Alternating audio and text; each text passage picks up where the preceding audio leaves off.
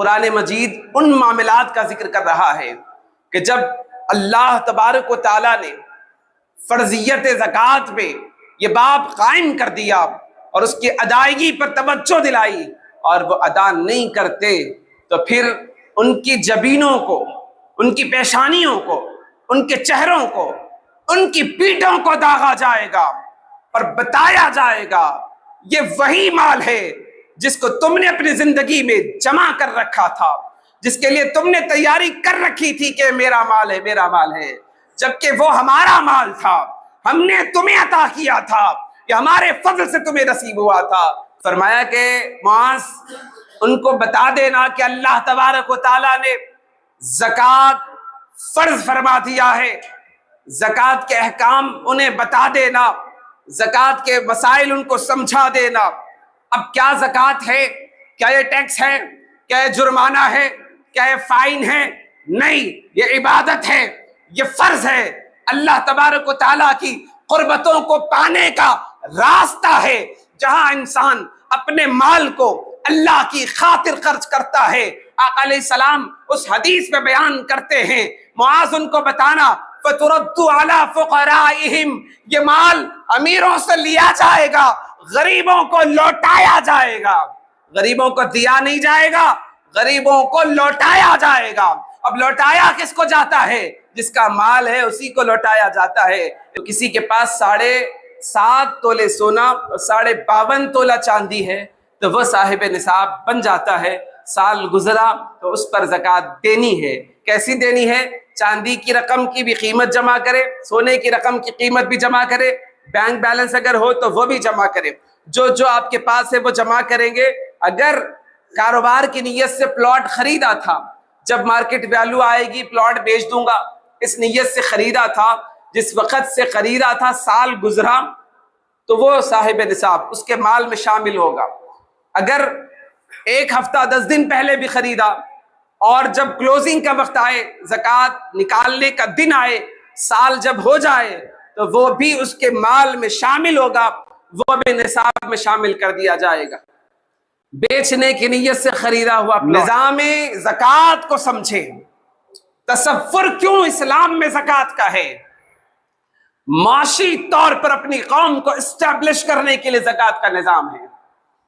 اگر آج کوئی صاحب نصاب ایک مستحق آدمی کو تلاش کر اس کو فائنینشل مضبوط کرے، اس کو کاروبار سے جوڑ دے، امید ہے کہ آئندہ برس وہ زکوٰۃ دینے والا بنے گا، لینے والا نہیں بنے گا۔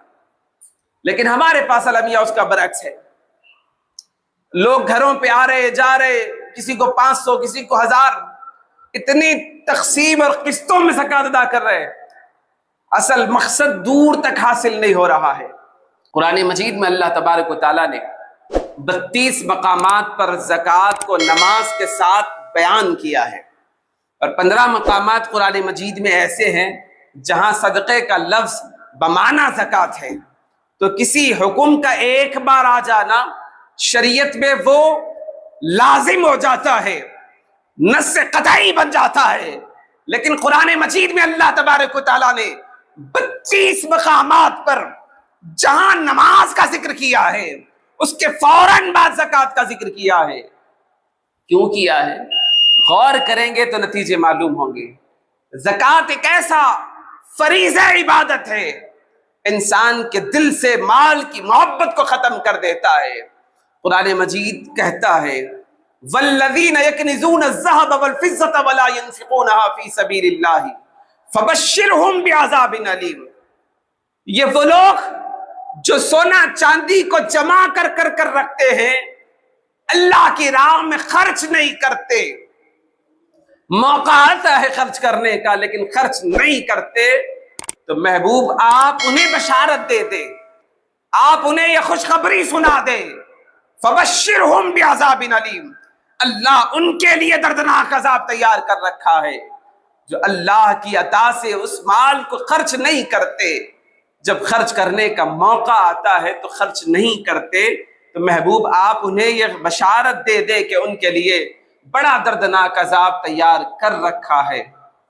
قرآن مجید ان معاملات کا ذکر کر رہا ہے کہ جب اللہ تبارک و تعالیٰ نے فرضیت زکوٰۃ پہ یہ باب قائم کر دیا اور اس کی ادائیگی پر توجہ دلائی اور وہ ادا نہیں کرتے تو پھر ان کی جبینوں کو، ان کی پیشانیوں کو، ان کے چہروں کو، ان کی پیٹھوں کو داغا جائے گا اور بتایا جائے گا یہ وہی مال ہے جس کو تم نے اپنی زندگی میں جمع کر رکھا تھا، جس کے لیے تم نے تیاری کر رکھی تھی کہ میرا مال ہے، میرا مال ہے، جبکہ وہ ہمارا مال تھا، ہم نے تمہیں عطا کیا تھا، یہ ہمارے فضل سے تمہیں نصیب ہوا تھا، تم نے اس کو نہیں ادا کیا، تو اب یہ ان کے لیے دردناک عذاب ہے۔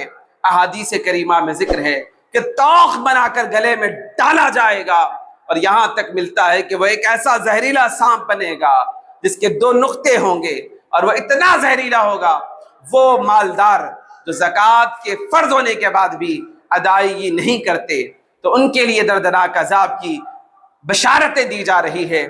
اور اس کے ساتھ کچھ گزارشات اور کچھ فقہی مسائل جو ضروری ہے اس پر بات کر کے اختصار سے اپنی گفتگو کو سمیٹوں گا۔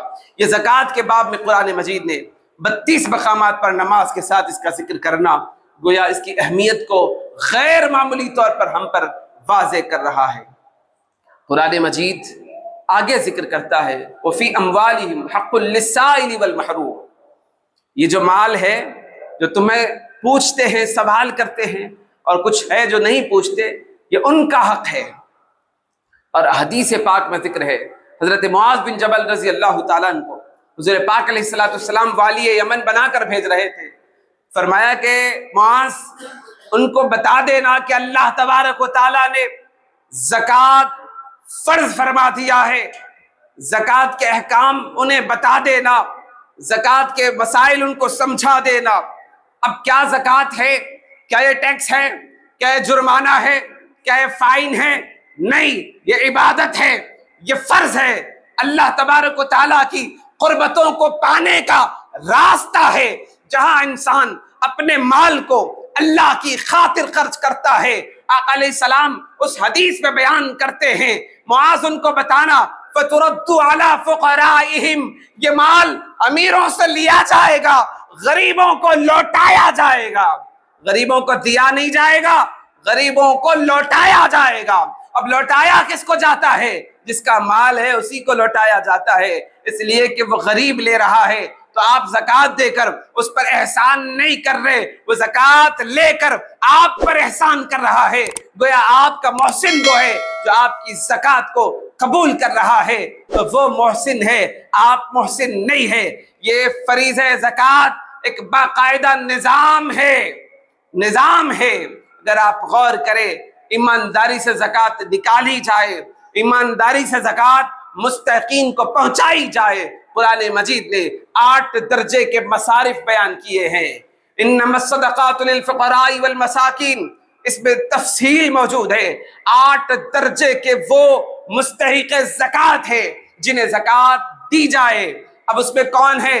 غربا ہیں، مساکین ہیں، اس کے اندر مسافر ہیں، اس کے اندر قرض دار ہیں، اس میں عاملین ہیں جو زکوٰۃ کے کام پر مامور ہے، ان کو دیا جائے گا، اور غلاموں کی گردنیں چھڑانے کا موقع آئے تو اس پر یہ مال خرچ کیا جائے گا، اللہ کی راہ میں خرچ کیا جائے گا۔ یہ 8 درجے کے مصارف زکوٰۃ ہے جن پر آپ کے مال کی زکوٰۃ پہنچائی جائے گی۔ اب زکوٰۃ کیسی پہنچائی جائے گی؟ حضور پاک علیہ السلام کے زمانے میں جب فرضیت زکوٰۃ کے احکام آئے، اللہ نے 32 مقامات پر نماز کے ساتھ زکوٰۃ کا ذکر فرمایا، لیکن نصاب کا ذکر نہیں فرمایا۔ فرمایا مصطفیٰ یہ آپ کے اختیار میں دے دیتا ہوں، جیسا نصاب آپ چاہے آپ کی امت پر لازم اور واجب قرار دینا۔ مصطفیٰ کریم صلی اللہ علیہ وسلم کے زمانے میں نصاب میرے 20 دینار سونے کے ہے، وہ صاحب نصاب ہے۔ جس کے پاس 200 درہم ہے چاندی کے، وہ صاحب نصاب ہے۔ اب آپ دیکھیں یہاں پر مسئلہ سمجھنے کا ہے، دینار ہوں گے سونے کے، درہم ہوں گے چاندی کے، اس پر صاحب نصاب ہونے کے لیے وہ شخص عاقل ہو، بالغ ہو، مسلمان ہو، اور اس مال پر سال گزرا ہو اور وہ صاحب نصاب بن جائے، اس پر زکوٰۃ لازم ہو جاتی ہے۔ مال کا 40واں حصہ زکات بنتی ہے۔ آسان کر دیتا ہوں، اگر کسی کے پاس 1 لاکھ روپے ہے تو اس کا 2.5% زکات بنتی ہے۔ اب زکات کیوں دی جاتی ہے؟ قرآن مجید بیان کرتا ہے کہ اگر زکات دیتے ہیں تو نتیجہ کیا ملتا ہے؟ اس مال کی پاکی حاصل ہو جاتی ہے، اس مال پر صفائی مل جاتی ہے، اس مال کو اللہ محفوظ فرما دیتا ہے۔ احادیث میں ذکر ہے جو مال بھی جس کی زکات دی جاتی ہے اللہ اس مال کو محفوظ فرما دیتا ہے۔ اب 2.5% زکات دینی ہے، اب وہ کیسی دینی ہے؟ اب یہاں پر عبدالحی فرنگی علیہ الرحمہ کی ایک تحقیق ہے، جامعہ نظامیہ اسی پر فتویٰ دیتا ہے۔ جس کے پاس 7.25 تولہ سونا ہے، جس کے پاس 42.5 تولہ چاندی ہے، 1 سال گزر جائے اس پر زکات ہے۔ اب 2 نصاب ہے، ایک چاندی کا ایک سونے کا، اب اس کے بعد ایک نصاب وہ جو سامان تجارت ہے اس پر بھی زکات ہے۔ لیکن ہم مسئلے کو آسان کر دیتے ہیں، جس کے پاس اقل نصاب چاندی کا اگر 42.5 تولے چاندی کسی کے پاس ہے، سال گزر جائے وہ حاجت اصلیہ سے زائد ہے تو اس پر زکات ہے۔ اب کیسے زکات دی جائے گی؟ اس نصاب کے تحت سارے مال کو جمع کیا جائے گا اور اس کی زکات دی جائے گی، اس لیے کہ فریضہ عبادت ہے۔ اور زکات کے جب احکام نازل ہوئے وہ رمضان المبارک نہیں تھا، وہ شوال المکرم تھا۔ اب اسلامی اعتبار سے نصاب کب ہوگا؟ سال پر ہوگا کہ رمضان سے رمضان نصاب ہوگا؟ نہیں، جس کے پاس مال جس وقت آئے وہ صاحب نصاب بنے گا، وہاں سے 1 سال کنسیڈر ہوگا، 1 سال مکمل اس کا نصاب دیکھا جائے گا۔ سال کے شروع میں جتنا مال تھا، سال کے اختتام پر جتنا مال ہے، اگر وہ صاحب نصاب ہوتا ہے تو اس کے کل مال کو جمع کریں گے، اس میں سے زکوٰۃ نکالیں گے۔ اب کیسے نکالیں گے؟ 2.5% کے حساب سے زکوٰۃ نکلے گی۔ اب وہ زکوٰۃ کے مصارف بھی ہم نے آپ کو بیان کر دیے۔ انسان اپنے بہن کو زکوٰۃ دے سکتا ہے، ادھر ادھر آزو بازو دے سکتا ہے، اڑوس پڑوس کو بھی دے سکتا ہے۔ مستحق زکوٰۃ ہونا یہ شرط ہے۔ مستحق زکوٰۃ کا مطلب یہ ہے کہ وہ صاحب نصاب نہ ہو۔ اب حاجت اصلیہ میں، ضروریہ میں انسان کا مکان اگرچہ وہ کروڑوں روپے کا ہو لیکن وہ صاحب نصاب ہونے کے لیے اس کی حاجت ضروریہ اور اصلیہ میں ہے۔ گاڑی اس کے پاس بہت مہنگی ہو تب بھی وہ اس کی ضرورت کی ہے تو شریعت کہتی ہے اس پر زکوٰۃ نہیں ہے۔ لیکن سیونگ ہے کسی کے پاس، بینک میں 2 لاکھ روپے پڑے ہوئے ہیں اور سال گزر چکا ہے، تو اب آپ دیکھیں کہ چاندی کے نصاب کو 2 لاکھ روپے پہنچتے ہیں یا نہیں پہنچتے۔ موجودہ مارکیٹ قیمت دیکھیں تو چاندی کا فی تولہ کی طرح ہے، تو اس طرح سے 42.5 تولے اگر چاندی بن جاتی ہے تو اس پر زکوٰۃ صاحب نصاب ہونے کا نصاب بن جاتا ہے۔ شمالی ہند کے علماء، جو ہم جنوب میں ہیں تو شمالی ہند کے علماء نے تحقیق کی اور اس پر وہ فتویٰ دیتے ہیں 7.5 تولہ سونا اور 52.5 تولہ چاندی۔ ان کی تحقیق کے مطابق، کیونکہ گراموں میں تبدیلی کا ایک تحقیقی نتیجہ ہے کہ پرانا تول 12 گرام پر تھا، نیا تول 10 گرام پر ہے۔ اب اس کے اندر 916 پھر 999 24 کیرٹ 22 کیرٹ یہ تک لوگ دیکھتے ہیں، لیکن یہاں نس سے سونا ہے، اس طرح سے چاندی ہے، اس پر زکوٰۃ ہے۔ اب شمالی ہند کے فتوے کے مطابق ان کی تحقیق کے دیکھا جائے تو کسی کے پاس 7.5 تولے سونا اور 52.5 تولہ چاندی ہے تو وہ صاحب نصاب بن جاتا ہے۔ سال گزرا تو اس پر زکوٰۃ دینی ہے۔ کیسی دینی ہے؟ چاندی کی رقم کی بھی قیمت جمع کرے، سونے کی رقم کی قیمت بھی جمع کرے، بینک بیلنس اگر ہو تو وہ بھی جمع کرے، جو آپ کے پاس ہے وہ جمع کریں گے۔ اگر کاروبار کی نیت سے پلاٹ خریدا تھا، جب مارکیٹ ویلیو آئے گی پلاٹ بیچ دوں گا، اس نیت سے خریدا تھا، جس وقت سے خریدا تھا سال گزرا تو وہ صاحب نصاب اس کے مال میں شامل ہوگا۔ اگر 1 ہفتہ 10 دن پہلے بھی خریدا اور جب کلوزنگ کا وقت آئے، زکوٰۃ نکالنے کا دن آئے، سال جب ہو جائے تو وہ بھی اس کے مال میں شامل ہوگا، وہ بھی نصاب میں شامل کر دیا جائے گا۔ بیچنے کی نیت سے خریدا ہوا پلاٹ، اس طرح سے بہت سارے لوگ زیورات خریدتے ہیں بچیوں کی شادیوں کے لیے۔ جب بچے بڑے ہو جائیں گے تو یہ سونا ان کے لیے دیا جائے گا۔ اب شریعت کہتی ہے یہ بھی مال نصاب میں شامل ہوگا۔ اب بیوی کہتی ہے کہ زیورات میرے ہیں، یہ میں استعمال میں رکھتی ہوں، کیا اس پر بھی زکوٰۃ ہے؟ عورت جب یہ سوال کرتی ہے تو شریعت اس کو جواب دیتی ہے کہ سونا اور چاندی کا نصاب ہے، تو اس کے اندر جو حاجت اصلیہ میں ہو نہ ہو تب بھی نصاب کو اگر پہنچ جاتی ہے تو اس پر زکوٰۃ فرض ہو جاتی ہے اور اس زکوٰۃ کی ادائیگی لازم ہو جاتی ہے، اس زکوٰۃ کی ادائیگی ضروری ہو جاتی ہے۔ اب مسئلہ سمجھے، کاروبار کی تجارت کا مال ہے، وہ بھی نصاب کو پہنچ گیا، اب اسٹاک پر ہوگی یا پھر فروخت پر ہوگی؟ کسی کی دکان میں 1,00,000 کا مال ہے، یا سمجھنے کے لیے 5,00,000 کا مال ہے، اب وہ اسٹاک پر زکوٰۃ دے گا یا خریداری پر زکوٰۃ دے گا؟ خریداری قیمت اس کی کم ہوگی، 3,00,000 کا مال اس کو خریدا، دکان میں آیا، بیچنے کی نیت سے خریدا ہوا مال ہے، اگر بیچتا ہے تو اس کو منافع 2,00,000 کا ہوگا، تو شریعت کہتی ہے کہ اس کے اسٹاک پر زکوٰۃ ہوگی، مکمل 5,00,000 کی جو قیمت بنتی ہے اس ویلیو کے حساب سے وہ زکوٰۃ ادا کرے گا۔ اس طرح سے اگر کوئی قرض دار ہے، اس کا قرض ادا کرنے کے بعد اب جو رقم بچ جاتی ہے تو وہ بھی صاحب نصاب کے زمرے میں ہوگا، اگر زکوٰۃ نصاب کو پہنچتی ہے تو پھر وہ بھی زکوٰۃ ادا کرے گا۔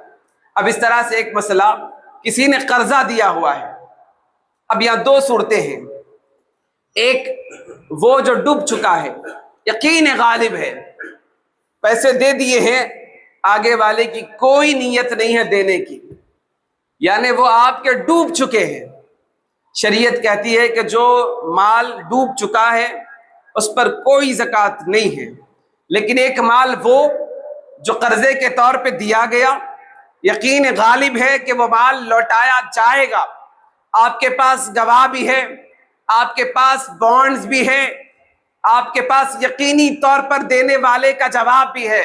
شریعت کہتی ہے جس کو قرضہ دیا گیا آپ کے مال کی زکوٰۃ وہ نہیں دے گا، آپ کے مال کی زکوٰۃ آپ دیں گے، لیکن شریعت چھوٹ یہ دیتی ہے کہ جب مال آئے گا تو تب آپ زکوٰۃ دینا چاہو تب دو، یا اپنے مال کے ساتھ ملا کے دینا چاہو دے دو، لیکن جتنے سال بھی وہ قرضہ آگے والے کے پاس رہے گا، اگر مثلا 5 سال تک وہ قرضہ اس یقین کے ساتھ ہے کہ جب بھی مال واپس آئے گا تو 5 سال کی زکوٰۃ جس کا اصل پیسہ ہے اس مالک پر وہ زکوٰۃ واجب رہے گی اور وہ اس کی ادائیگی کرے گا۔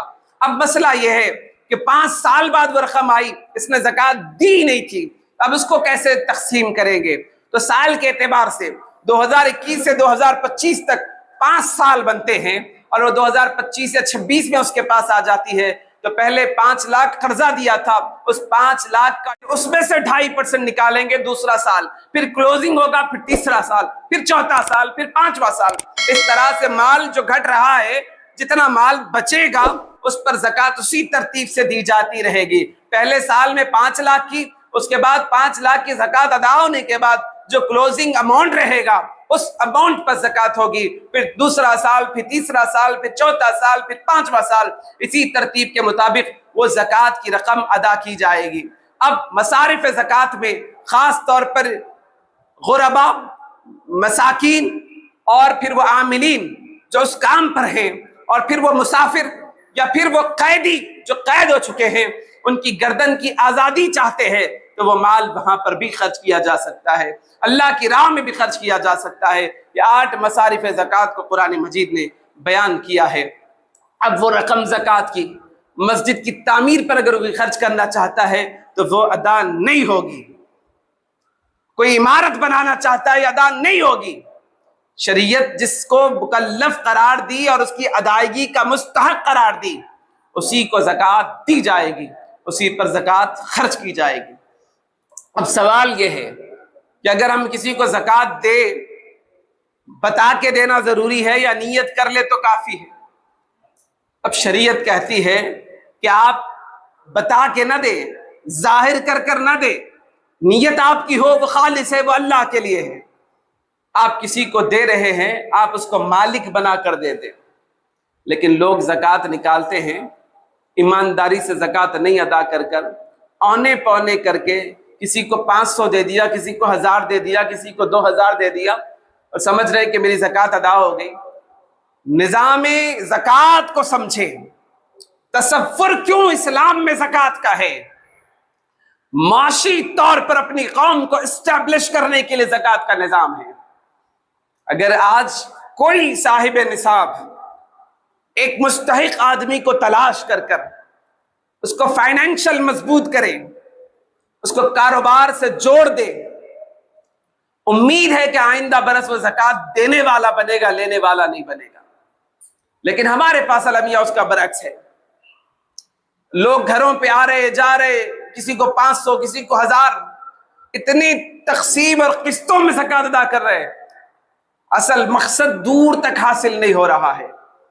اگر آج ہم اپنے ملک کے حالات کا جائزہ لیں، 20 کروڑ مسلمانوں کا اگر تخمینہ لگائیں، اگر اس میں 1 کروڑ لوگ صاحب نصاب بھی ہے، ہر شخص 1 لاکھ اگر زکوٰۃ دے یا 2 لاکھ زکوٰۃ دے، آپ کا کیلکولیٹر بھی اس کو حساب نہیں کر سکے گا، کیونکہ معاشی طور پر پسماندہ قوم کو اس ماحول سے نکال کر شریعت ان کو مضبوط کرنا چاہتی ہے۔ اس نظام کے تحت اسلام نے اس نظام کو قائم فرمایا، اور ہم نے اس نظام کی حقیقتوں کو سمجھے بغیر اپنی سوچ کے مطابق مسئلوں کو طے کر رہے ہیں۔ اور کچھ لوگ ایسے بھی سوال ہمارے پاس لے کر آتے ہیں، کاروبار میں آپ تو جانتے ہیں کہ چوری ہو گئی، اب کسی کے کاروبار میں چوری ہو گئی اور وہ شخص زکوٰۃ جب نکال رہا تھا حساب کر لیا، کہا کہ ایسا بھی ہوگا کہ میں وہ جو چوری رقم ہے وہ زکوٰۃ میں مان لوں۔ شریعت کہتی ہے کہ وہ زکوٰۃ میں نہیں ہوگی، وہ زکوٰۃ میں نہیں مانی جائے گی، کیونکہ نیت جس وقت آپ کی دینے کی ہے وہ زکوٰۃ کی اس وقت ہوگی۔ چوری ہوا مال زکوٰۃ میں کیسے آئے گا؟ لیکن لوگ دھڑلے کے ساتھ اس کو اس آسانی کے ساتھ نکالنا چاہتے ہیں، لیکن شریعت کہتی ہے کہ اس پر یہ احکامات لازم ہیں۔ تو بنیادی یہ مسائل سمجھے کہ ہمارے لیے کتنا اہم فریضہ عبادت ہے۔ رمضان میں کیوں زکوٰۃ نکالی جاتی ہے؟ اس لیے کہ اس میں ایک نفل عمل کا ثواب اللہ بڑھا دیتا ہے، ایک فرض کو 70 درجوں پہ بڑھا دیتا ہے، اور 700 درجوں تک اللہ تبارک و تعالیٰ اس کو اعمال میں اضافہ فرما کر عطا فرماتا ہے۔ تو اس نسبت کے ساتھ 1 سال گزرنے پر صاحب نصاب پر زکوٰۃ فرض ہو جاتی ہے۔ اب آپ اس کو آسان سمجھیں، آپ کے پاس چاندی بھی ہے، سونا بھی ہے، بینک بیلنس بھی ہے، اگر وہ چاندی کا نصاب مکمل ہو جاتا ہے تو اس کو آپ سارے مال کو جمع کریں گے، اور اس میں سے 2.5% یعنی مال کا 40واں حصہ وہ زکوٰۃ بنتی ہے، اور مستحقین کو زکوٰۃ دینی ہے۔ اگر بہن مستحق زکوٰۃ ہے، وہ بیوہ ہونا شرط نہیں ہے۔ لوگ کہاں کہاں سے فتوے لے کے آتے ہیں، بیوہ ہونا شرط ہے، معذور ہونا شرط ہے، اس طرح کے فتوے لوگوں نے اپنی طرف سے گھڑ لیا ہے۔ شریعت کہتی ہے کہ نہ اس کا بیوہ ہونا ضروری ہے، نہ مستحق زکوٰۃ کا لنگڑا لولا ہونا ضروری ہے۔ اگر وہ مستحق زکوٰۃ ہے تو زکوٰۃ اس کو پہنچائی جائے گی تو ادا ہو جائے گی۔ اب اصل اور فروع کو زکوٰۃ نہیں دی جا سکتی، اصل جد صحیح اس کے دادا پردادا اوپر کے رشتے میں جو ہوں گے ان کو زکوٰۃ نہیں دی جا سکتی، اور فروع میں وہ جو اس کے نیچے ہیں، بیٹا پوتا، پھر اس طریقے سے پڑ پوتا، نیچے کی نسل میں زکوٰۃ نہیں دی جا سکتی۔ ایک اوپر ایک نیچے، دائیں بائیں آپ دے سکتے ہیں، آپ بھائی بہن کو دے سکتا ہے، بہن بھائی کو دے سکتی ہے، پڑوسی پڑوسی کو دے سکتا ہے، اس لیے کہ اس کو معاشی طور پر مستحکم کرنا یہ نظام زکوٰۃ ہے، یہ اصول نظام زکوٰۃ ہے۔ لیکن ہم نے اس کو قسطوار کر کر اتنا آسان اور ہلکا بنا لیا اپنے اوپر کہ اس کا مقصد ہوتا نظر آ رہا ہے۔ تاریخ ملتی ہے، حضرت عمر بن عبدالعزیز کا دور بھی ہے، جب زکوٰۃ لے کر تلاش کرنے نکلے تو کوئی صاحب زکوٰۃ کو مستحق زکوٰۃ نہیں ملا، بیت المال کو واپس کر دیا، پھر بیت المال بھی خرچ کرنے پر آیا تب بھی مستحق زکوٰۃ کہیں نہیں ملے۔ یہ تاریخ ہے ہماری، لیکن آج اس نظام کو ہم نے بھلا دیا، معاشی طور پر ہم نے اپنے نوجوانوں کو مستحکم کرنا چھوڑ دیا۔ آپ اپنے طور پر ایک شخص ذمہ داری لے لے کہ اپنے نصاب کی زکوٰۃ ایسے مستحق کو تلاش کروں گا اور اس کو فائنینشل اتنا مضبوط کروں گا کہ وہ ایک زکوٰۃ کی رقم سے اس کو ایک کاروبار سے جوڑ دیں گے، اور وہ کاروبار سے جڑے گا، انکم کا سورس بنے گا، آمدنی کا ذریعہ بنے گا، تو پھر آئندہ برس یہ شخص زکوٰۃ کا حقدار نہیں ہوگا، زکوٰۃ لینے کا حقدار نہیں بن سکتا۔ تو اس طرح سے یہ مسائل ہے کہ ہم قسط وار کر باقاعدہ دکان والے اشتہار بازی کر رہے ہیں، زکوٰۃ میں آپ کپڑے بانٹنا چاہتے ہو، زکوٰۃ پر آپ ساڑیاں بانٹنا چاہتے ہو، تو ہمارے پاس یہ آفر ہے، ارے زکوٰۃ کی رقم آپ کو خرچ کرنی ہے، وہ بھی آفر میں تلاش کر ضرورت مند کی ضرورت کیسے پوری ہو، اس بات کا پاس و لحاظ رکھنا چاہیے۔ لوگ تھیلیاں بھر بھر کر کپڑے لے کے واپس دکان والوں کو جا کر بیچتے ہیں، یہ قوم کا لبیہ ہے۔ پیشہ ور مانگنے والے جو صاحب نصاب کی زکوٰۃ کو لے رہے ہیں، ان کا ایماندار ہونا بڑا ضروری ہے۔ اگر وہ ایماندار نہیں ہے تو پھر زکوٰۃ کی مقصدیت ختم ہو جاتی ہے، یہ ضروری مسئلہ ہے۔ اب ایماندار کیسے ہو، تو آپ تلاش کریں ان مستحق زکوٰۃ کو، پہلے آپ اپنے رشتہ داروں میں تلاش کریں گے، آپ ان کو مستحکم کریں گے، ان کو مضبوط کریں گے۔ رشتہ داروں میں اگر کوئی نہیں ملے گا تو آپ اڑوس پڑوس میں دیکھیں گے، وہاں بھی نہیں ملے گا تو آپ نے اپنے علاقے میں دیکھیں گے۔ آپ خود سے تلاش کریں ان مستحقین کو، ضرور آپ کو مل جائیں گے۔ آج تعلیمی انحطاط کا ماحول ہے، ہماری قوم تعلیمی پسماندگی کا شکار ہوتی جا رہی ہے۔ آج امت مسلمہ کی زبوں حالی کا نتیجہ ہے کہ ہم نے اپنے تعلیمی نظام کو بھی کمزور کر دیا۔ آپ اس کی تعلیم پر خرچ کر اس کو مضبوط کر سکتے ہیں، مالک بنا کر اس کے حوالے کر سکتے ہو، اور وہ اس پر اپنی تعلیمی خرچ پر بھی آگے بڑھ سکتا ہے۔ آج کیوں مساجد میں اعلان کروانا پڑ رہا ہے؟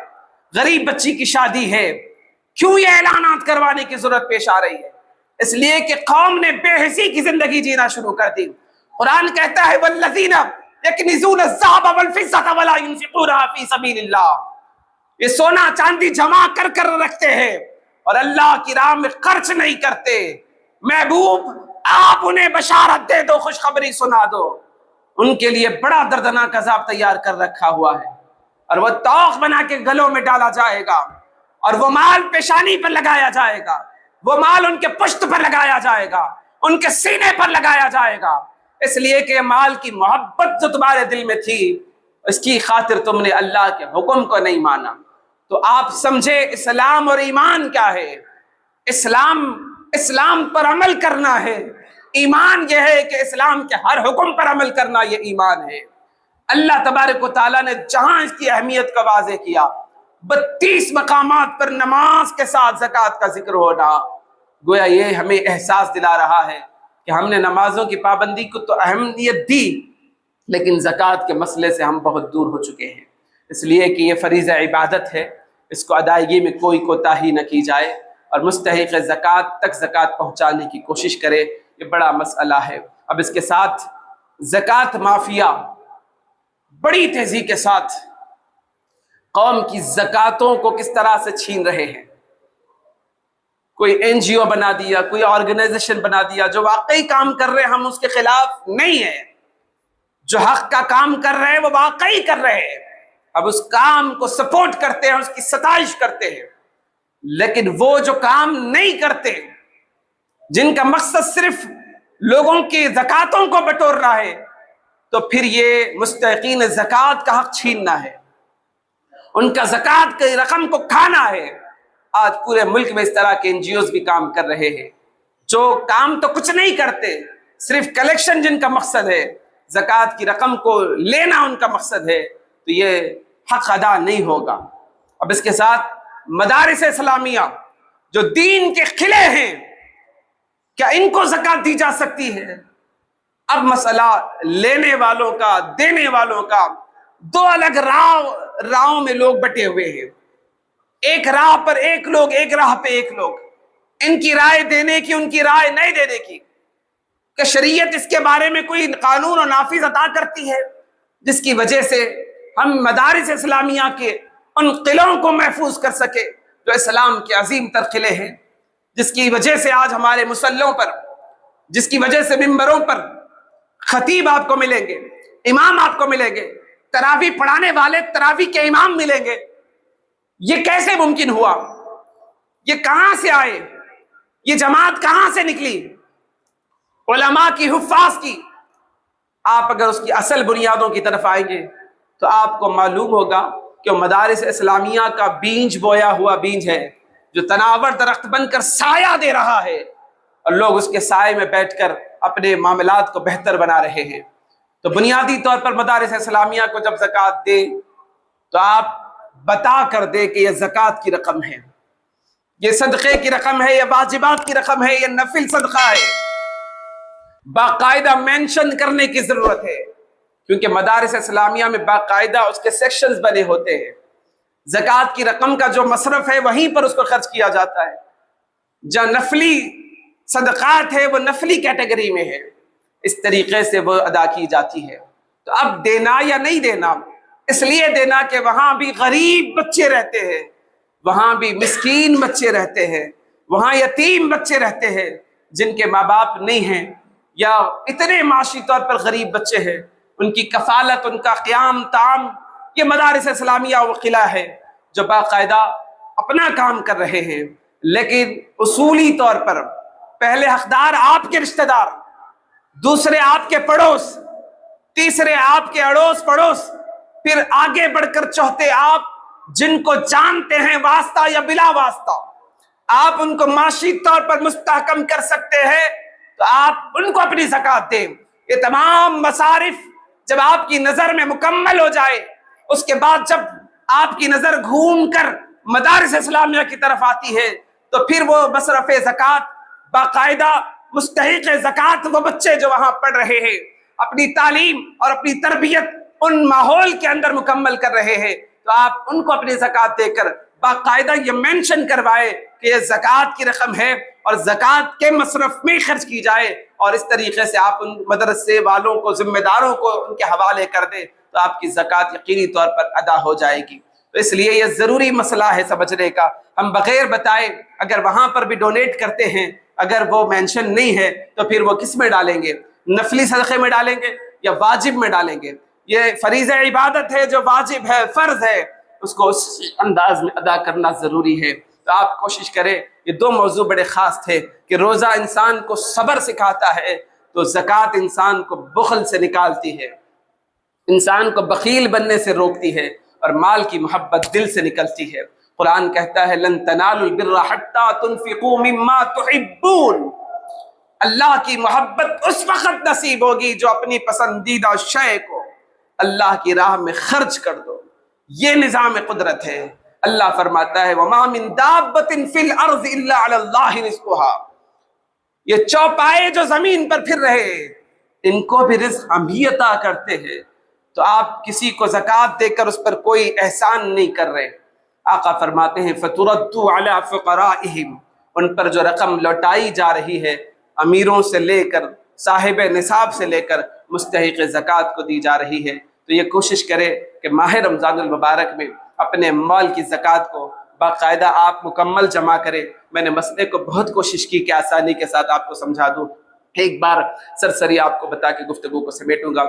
جس کے پاس جامعہ نظامیہ کے فتوے کے مطابق 7.25 تولہ سونا اور 42.5 تولہ چاندی، اور شمالی ہند کی تحقیق کے مطابق جس کے پاس 7.5 تولے سونا اور 52.5 تولہ چاندی ہے، سال گزر گیا اور اس کے بعد آپ کے پاس بینک بیلنس میں سیونگ اماؤنٹ بھی پڑا ہوا ہے تو وہ بھی اس میں آئے گا، کاروبار کی رقم ہے تو وہ بھی اس کے اندر آئے گی۔